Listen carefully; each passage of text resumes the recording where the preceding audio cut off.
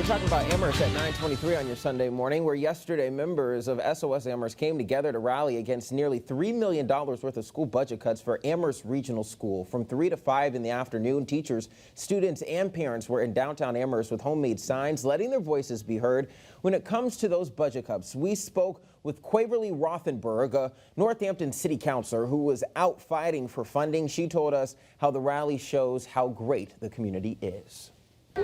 What you see here is a community that loves their schools. What you're probably going to see next is people calling them divisive. This is not divisive. This is what it looks like to care about your community. They're doing a great job. Well, we also spoke with Kathleen Mitchell, an SOS Amherst member, who told us what they could be losing if the budget cuts go through. It's almost 40 positions. A lot of them are special education positions, including a reading teacher that works with our absolutely most vulnerable students. So people are very alarmed, and I think you see that in the enthusiasm of folks here today. Well, if you want to support SOS Amherst, you can visit their website at arpsparents.com or check out their Instagram account.